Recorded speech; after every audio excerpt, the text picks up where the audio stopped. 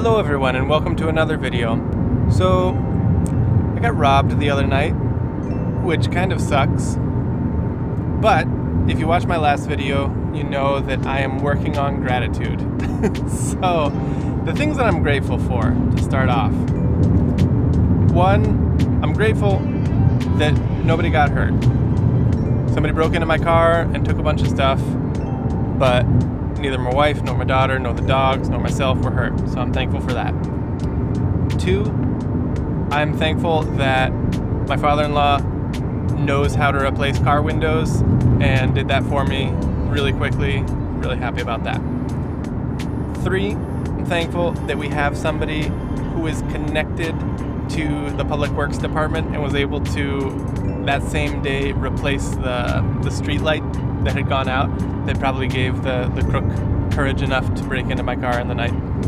And number four, I'm thankful that everything that was stolen was non-essential and replaceable. Those are the things I'm thankful for. But I will say it definitely does suck. And it's a weird feeling because it feels like they had been watching me and know that like I carry camera gear and stuff like that, and so knew to break into my car and nobody else's. Felt weird. This whole thing got me thinking because it was a few things that got stolen, some of them more valuable monetarily than others, but my reaction was different. And my wife at one point kind of like looked at me and she's like, wow, I'm really proud of you. I'm impressed with the way you're reacting. Like, I thought you were just gonna be, like furious or checked out all day, but it didn't get to me as much as I would have thought. One of like our first marital scares on our honeymoon, so we're on our honeymoon and we're in New Zealand. This is the story. And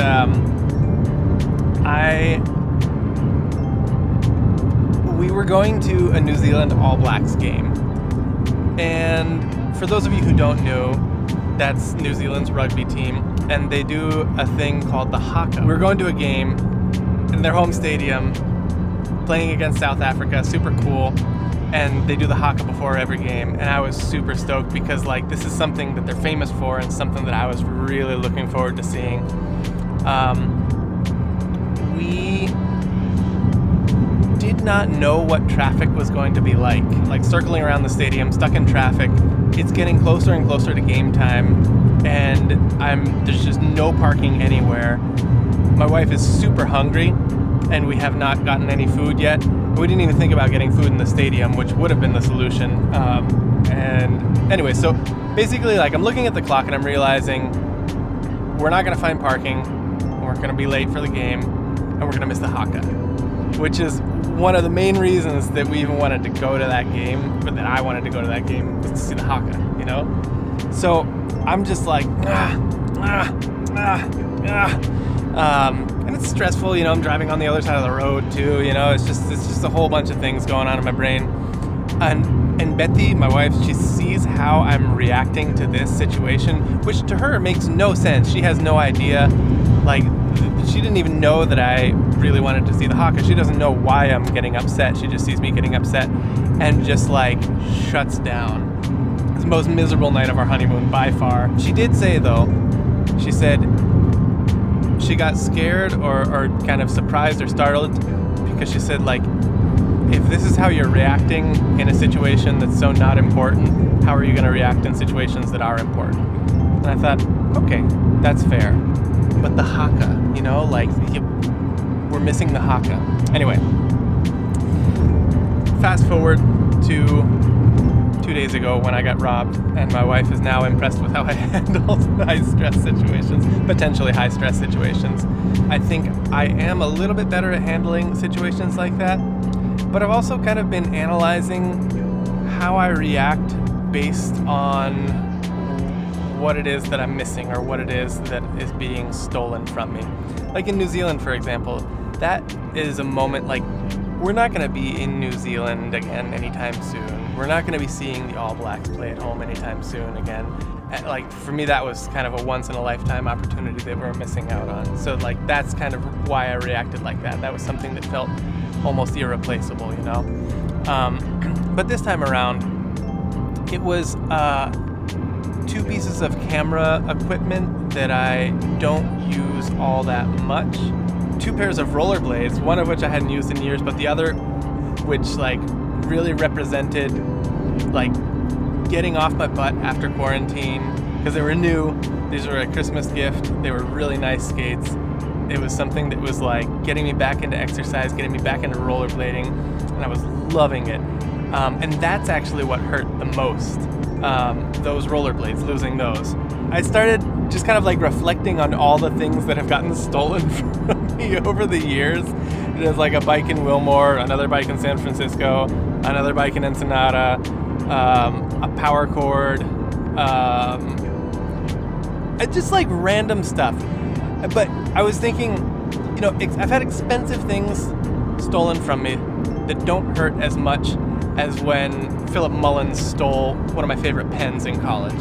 You know, I've been kind of wondering why I respond the way I do to certain things being taken away from me, and why I get attached to certain things and not others. And I think it's because of what they represent.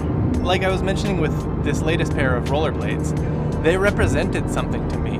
The first kind of self-care that I had really given myself since the pandemic and since becoming a father. It represented like momentum for me. It represented not having to pay a gym membership because I could just pick up my skates and go when I needed to. It represented all those things, and to have that just like taken away from me by somebody who doesn't even know what the Nils Janssen's Pro Model Rossis M12s mean, you know, like those were good skates.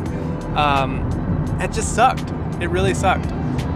But to have a gimbal that I have never used in a real video shoot taken away from me, it was kind of like, okay, this is a piece of gear that I didn't really use all that much.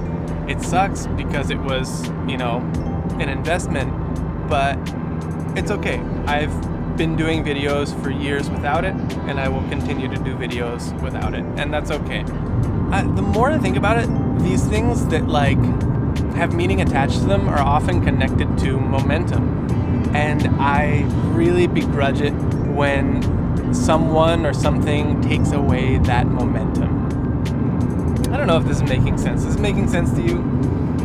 Do you have things like that in your life where it might not have like a huge monetary thing, but it just kind of like takes your momentum away? I'm thankful that this time around, when I got robbed, it didn't really take away my momentum. Understanding that my momentum doesn't need to depend on a specific pair of rollerblades or a specific piece of camera gear. You know, thankful that just yesterday I had a freelance video shoot that will essentially pay for my new pair of rollerblades so I can get back on the grind, literally. Pun intended. I need to show you guys a video of myself rollerblading, probably, so you can have an idea of what it is, what I do. But yeah, I'm thankful that I'm not going to let this slow me down. My momentum doesn't need to depend on material things. Momentum doesn't need to depend even on fear or on the what ifs. I don't know. It's helping me to realize that I can continue forward even in the midst of sucky circumstances. That's about it. I don't have any huge conclusions. It's getting kind of hot in here, so I'm going to stop recording, open these windows, and we will see you on the next commute. Thank you for tuning in. Feel free to not like, not subscribe. Don't feel like you have to do any of that. I'll see you on the next one.